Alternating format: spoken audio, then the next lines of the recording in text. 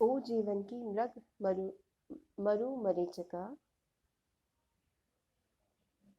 कायरता के अलग विषाद, अरे पुरातन अमृत, अगतिमय मोह मुग्ध जर्जर अवसाद।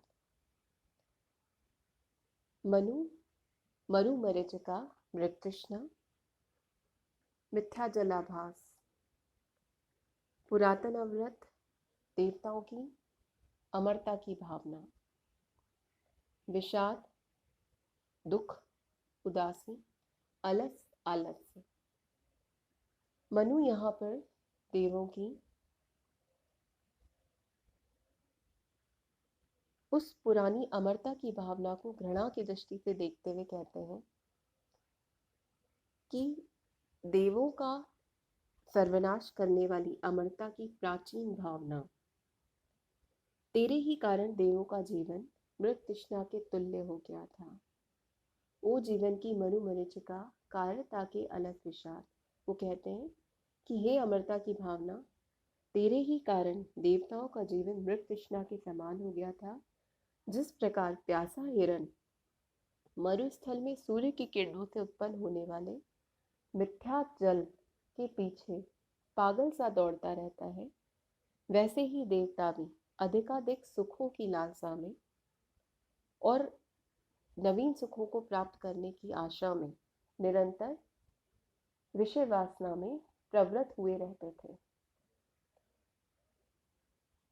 कायरता के अलस विषाद, हे अमरता की भावना, तेरे ही कारण उनमें आलस्य उत्पन्न हो गया और आलस्य की प्रेरणा से विषाद की स्थिति उत्पन्न हो गई, उत्साहहीनता उनमें उत्पन्न हो गया और उनकी वीरता, उनका उत्साह कायरता में बदल गया। अरे पुरातन अमृत, अमृत अमरता की भावना, हे देवताओं की अमरता की भावना, अगतिमय मोह मुग्ध जर्जर अवसाद, तेरे ही कारण उनकी प्रगति रुक गई, उनकी गतिहीनता हो गई, उनमें गतिशीलता के स्थान पर वे मोह में मुग्ध होकर दुर्बल हो गए, जर्जर अवसाद, और शिथिलता की शिकार होकर अवनति की ओर बढ़ने लगे। मौन नाश विध्वंस अंधेरा, शून्य बना जो प्रकट अभाव, वही सत्य है अरि अमरते, तुझको यहाँ कहाँ ठाव। वे कहते हैं कि हे अमरता की भावना, तेरे उत्पन्न होने से जब अमर देवताओं को ये भान हो गया कि वे अमर हैं, तो उस भावना के परिणाम स्वरूप ही देव जाति में सर्वत्र सुख और आनंद की प्राप्ति का कोलाहल मच गया और वे स्वयं को स्थायी समझकर उन्मत्त रहने लगे और स्वयं को आलोकपूर्ण, अभावहीन और सर्व संपन्न समझने लगे।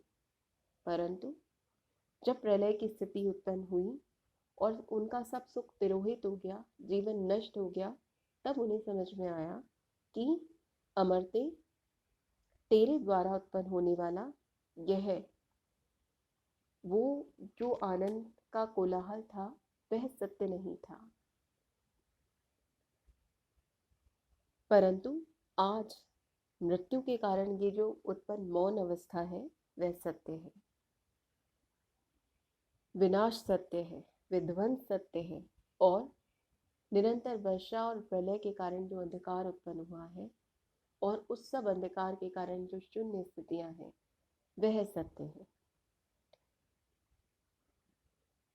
विनाश, विध्वंस सत्य है, उनका वह आलोक सत्य नहीं था, अपितु अंधकार सत्य है आज का प्रलयकालीन।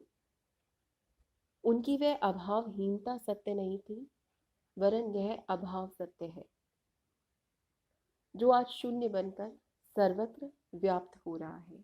इसलिए अरि अमरते, इस संसार में तेरे लिए कहीं भी स्थान नहीं, वही सत्य है अरि अमरते, तुझको यहाँ कहाँ ठाऊं। इस संसार में तेरे लिए कहीं भी स्थान नहीं है, क्योंकि तू सत्य नहीं है। ये भ्रांत धारणा है कि कुछ अमर है, सब कुछ नश्वर है, नाशवान है,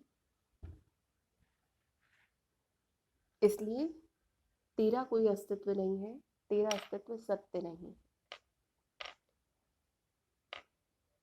इसी से मिलता जुलता एक भाव महादेवी वर्मा भी लिखती हैं। अमरता है जीवन का रास, मृत्यु जीवन का चरम विकास। मृत्यु ही सत्य है, अमरता मिथ्या है।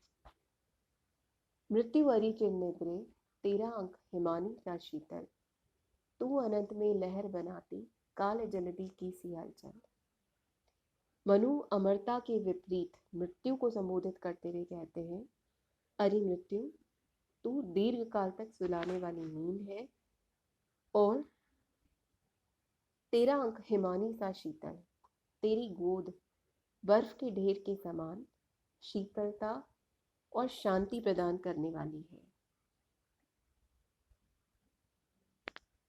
तू अनंत में लहर बनाती, काल जलधि की सी हलचल।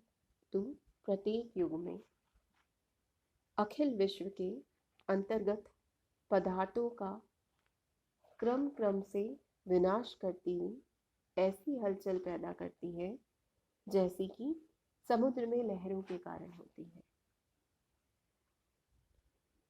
चिर निद्रा में यहाँ पर रूपक अलंकार है। हिमानी सा शीतल में पूर्णोपमा, अनंत में श्लेष अलंकार है, काल जलधि में रूपक अलंकार है। हिमानी और जलधि द्वारा सुंदर और सजीव प्राकृतिक बिंबों का निर्माण किया गया है। महानृत्य का विषम सम, अरि अखिल स्पंदनों की तू माप। तेरी ही विभूति बनती है सृष्टि सदा होकर अभिशाप। मृत्यु को संबोधित करते हुए कहते हैं, अरे मृत्यु, तू संसार के संहारकारी तांडव नृत्य का वह सम है, वह भयंकर सम है। सम संगत में वह स्थान संगीत के अंतर्गत जहाँ लय की समाप्ति और ताल का प्रारंभ होता है। लय की समाप्ति और ताल का प्रारंभ होता है, वह स्थान संगीत के अंतर्गत लय की समाप्ति और ताल के आरंभ होने का स्थान सम स्थिति है। वे मृत्यु को कहते हैं, तू संसार के संहारकारी तांडव नृत्य का वह भयंकर सम है जहां पहुंचते ही जीवन की संपूर्ण लय समाप्त हो जाती है और फिर जीवन के एक नए ताल का प्रारंभ होता है। महानृत्य का विषम सम, अरि अखिल स्पंदनों की तू माप। तेरी ही विभूति बनती है सृष्टि सदा होकर अभिशाप। कि मृत्यु जो है वह संहारकारी तांडव नृत्य के भयंकर सम स्थान के समान है जहां पहुंचते जीवन की संपूर्ण लय समाप्त हो जाती है और जीवन पुनः एक ताल के साथ प्रारंभ होता है। शिव का तांडव क्रोध का चरम स्थान है, उसके बाद विनाश है और विनाश के बाद जीवन का पुनः प्रारंभ। वही बात यहाँ पर है मृत्यु के संबंध में कि मृत्यु वास्तव में शिव के तांडव नृत्य के समान है जहाँ पर जीवन की संपूर्ण लय समाप्त हो जाती है परंतु जीवन पुनः एक नवीन ताल के साथ प्रारंभ होता है। अरे मृत्यु, तू जगत की संपूर्ण गतिशीलता को समाप्त कर देती है क्योंकि तू जगत की गतिविधियों की सीमा है। महानृत्य का विषम सम, अरि अखिल स्पंदनों की तू माप। जीवन की संपूर्ण सीमा जो है वो तू है। मृत्यु के बाद जीवन समाप्त, जीवन की गतिशीलता समाप्त और वास्तव में जीवन की सीमा ही मृत्यु है। जीवन की सीमा मृत्यु है। वे कहते हैं, हे मृत्यु, तेरी ही विभूति बनती सृष्टि सदा होकर अभिशाप। तेरे ही द्वारा नष्ट भ्रष्ट पदार्थों की धूल या राख इसी से पुनः नव सृष्टि का विकास होता है, निर्माण होता है। किंतु वह नव सृष्टि भी सदैव अनिष्ट का हेतु बनकर विकसित होती है, क्योंकि तू उसका पुनः विनाश कर डालती है।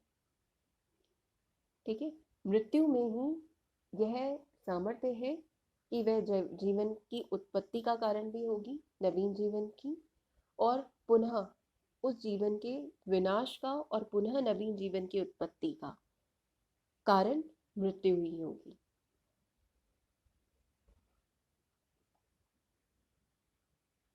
विषम सम में विरोधाभास अलंकार है।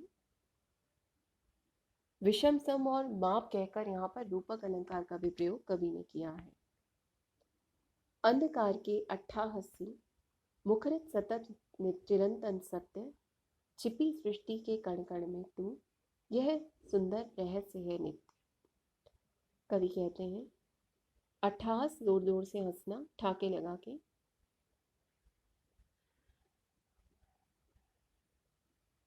मुखरित, सुनाई देना, ध्वनित होना किसी चीज ध्वनि का। सतत, निरंतर, चिरंतन, सनातन। अरि मृत्यु, कवि कह रहे हैं अंधकार की अट्ठासी मुखरित सतत चिरंतन सत्य कि हे मृत्यु, तू सर्वत्र व्याप्त सघन अंधकार के समान है, क्योंकि जिस तरह घना अंधकार अपने अंदर सृष्टि के प्रत्येक पदार्थ को विलीन कर लेता है, वैसे ही तू भी प्रत्येक पदार्थ को विलीन कर लेती है। तू एक ऐसा सनातन सत्य है जो तीनों कालों में निरंतर सुनाई देता है।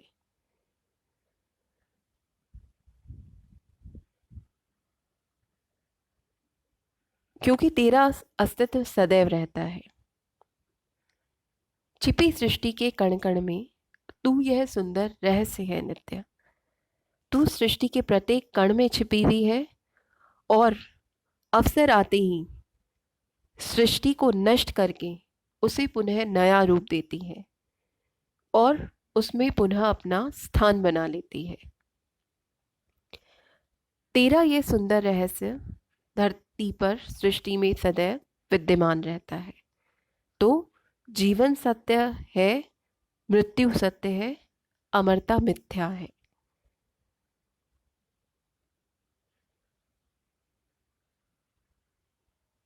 अट्ठास शब्द जो इन्होंने कवि ने यहाँ पर प्रयोग किया है, वो उसके द्वारा उन्होंने, जयशंकर प्रसाद ने, मृत्यु के सजीव बिंब को प्रस्तुत किया है।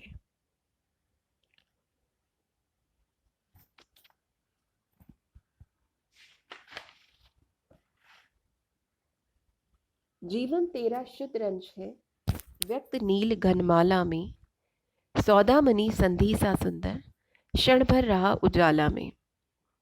कवि आगे कहते हैं हे मृत्यु, तेरा शुद्र अंश है व्यक्त। संसार का संपूर्ण जीवन तेरा एक तुच्छ एवं लघु अंश है, क्योंकि ये जीवन तुझसे ही उत्पन्न है। जीवन तेरा शुद्ध अंश है, व्यक्त नील घनमाला में। काले बादल, नील घनमाला, काले बादलों की श्रृंखला माला, सौदामणि, बिजली, संधि, दरारें, बिजली की पंक्तियां, चमक। कवि कहते हैं कि हे मृत्यु, संसार का संपूर्ण जीवन तेरा एक तुच्छ और लघु अंश है। कि जो जीवन सृष्टि में दिखाई देता है वह तो सिर्फ तेरा एक अंश है, तेरा एक व्यक्त भाग है, जो तुझी से जीवन तुझसे ही उत्पन्न होता है और तुझी से विलीन हो जाता है। व्यक्त नील घनमाला में, जिस प्रकार आकाश में घिरे हुए काले बादलों की श्रृंखला में बिजली कुछ क्षण के लिए दरार के रूप में चमक कर पुनः बादलों में विलीन हो जाती है, क्षणिक उजाला उत्पन्न करती है, उसी प्रकार जीवन की स्थिति है कि मृत्यु के मध्य में जीवन भी उसी प्रकार विलीन हो जाता है, जिस प्रकार काले बादलों की श्रृंखला में के मध्य उत्पन्न हुई बिजली क्षणिक सौंदर्य प्रकट कर उसी में विलीन हो जाती है। कवि ने यहाँ पर जीवन और मृत्यु का अंश और अंशी का संबंध बताया है। जीवन मृत्यु का अंश है, मृत्यु अंशी है। जीवन को बिजली के समान क्षणिक कहा है। ऐसा ही विचार उन्होंने स्कंदगुप्त नाटक में भी कहा है कि मनुष्य की अदृष्ट लिपि वैसी ही है जैसी अग्नि रेखाओं से कृष्ण मेघ में बिजली की वर्णमाला एक क्षण में प्रज्वलित दूसरे क्षण में विलीन होने वाली। प्रश्न संख्या 126 पर जीवन को सौदामिनी संधि सा सुंदर कहकर कवि ने भाव साम्य के आधार पर पूर्णोपमा अलंकार का प्रयोग यहाँ पर किया है। धन्यवाद।